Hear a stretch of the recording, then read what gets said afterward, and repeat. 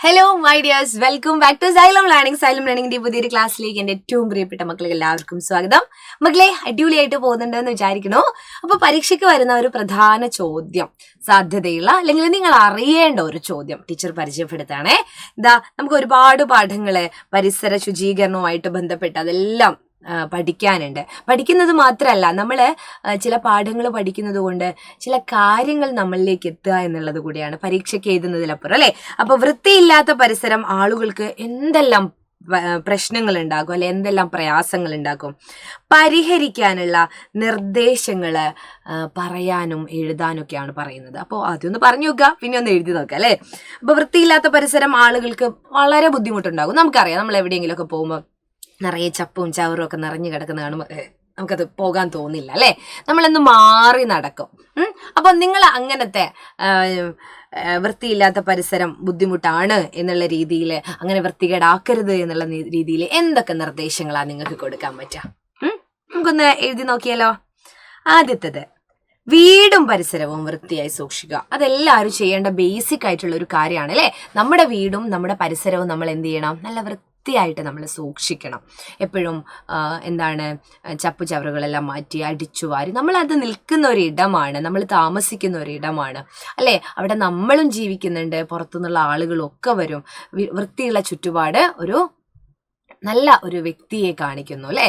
നമ്മൾ നല്ല വൃത്തിയൊക്കെയുള്ള ചുറ്റുപാടാണെങ്കിൽ അവിടുത്തെ ഉള്ള ആളുകളെ കുറിച്ച് നമുക്കൊരു ധാരണ ഉണ്ടാവും, അല്ലേ? ചപ്പ് ചവറുകളെല്ലാം സംസ്കരിക്കുക. ഒന്നുകിൽ കത്തിക്കാൻ പറ്റുന്നതാണെങ്കിൽ കത്തിക്കുക, മറ്റുള്ളതൊക്കെ ആണെങ്കിൽ പ്ലാസ്റ്റിക്കും കാര്യങ്ങളൊക്കെ ആണെങ്കിൽ നമ്മൾ സൂക്ഷിച്ച് വെക്കാറാണ് പതിവ്, അല്ലേ? ഹരിത കർമ്മസേനയൊക്കെ വരുമ്പോൾ അവർക്ക് കൊടുത്തു വിടും. വ്യക്തി ശുചിത്വം പാലിക്കുക.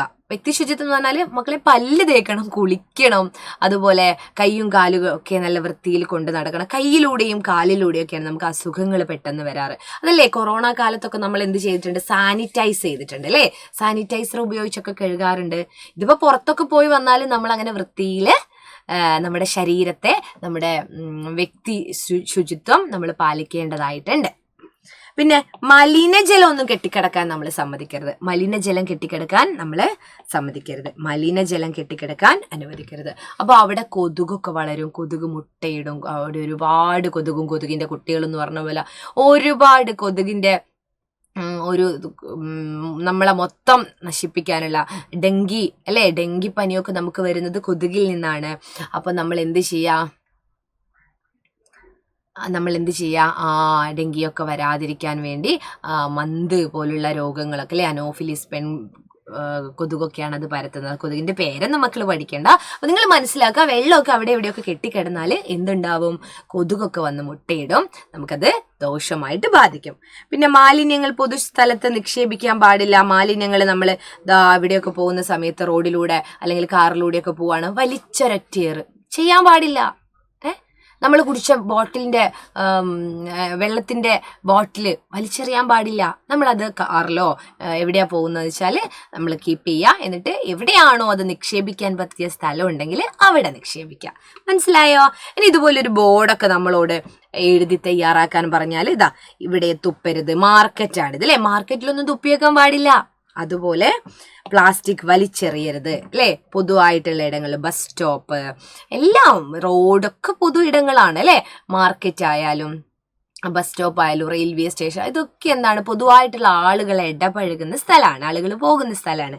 അപ്പോൾ പ്ലാസ്റ്റിക് അവിടെ ഒന്നും വലിച്ചെറിയരുത്. ഒക്കെ ഒരു ബോർഡൊക്കെ ഇട്ടാൽ അങ്ങോട്ടേക്ക് തന്നെ എല്ലാവരും, അല്ലേ? ഈ പ്ലാസ്റ്റിക് വലിച്ചെറിയരുത് എന്ന് പറഞ്ഞാൽ ചിലപ്പോൾ അവിടത്തേക്ക് തന്നെ ആയിരിക്കും ആളുകൾ ഇടുക. നമ്മൾ അങ്ങനെയൊന്നും ചെയ്യാൻ പാടില്ല, അങ്ങനെയല്ലേ? അതുപോലെ പരിസരം ശുചിയായി സൂക്ഷിക്കുക. ഇത്തരം ബോർഡുകളൊക്കെ എഴുതി നമുക്ക് കുട്ടികൾ എന്നുള്ള രീതിയിൽ നമുക്ക് എന്ത് ചെയ്യാം? നമുക്ക് അവർക്കൊരു മാതൃകയാവാം, അല്ലേ? നമ്മൾ കുട്ടികൾ എന്ത് ചെയ്യാ? ഞാനും കുട്ടികളെ കൂട്ടത്തിൽ കൂടാ. മിസ്, നിങ്ങൾ വിചാരിക്കുന്നത് എന്താ മിസ് അങ്ങനെ പറയുന്നത് എന്ന്, അല്ലേ? അപ്പൊ ഞാനും കുട്ടികളുടെ കൂട്ടത്തില് കൂടാം. അപ്പൊ കുഞ്ഞുങ്ങളെല്ലാവരും എന്ത് ചെയ്യാ? ഈ കാര്യങ്ങളൊക്കെ ഒന്ന് ശ്രദ്ധിക്കുക. മറ്റൊരു വീഡിയോ ആയിട്ട് ടീച്ചർ വരാം. പരീക്ഷയ്ക്കൊക്കെ ഈ ഒരു ബോർഡൊക്കെ എഴുതാൻ പറഞ്ഞാൽ എല്ലാവരും എഴുതണം കേട്ടോ. ബൈ.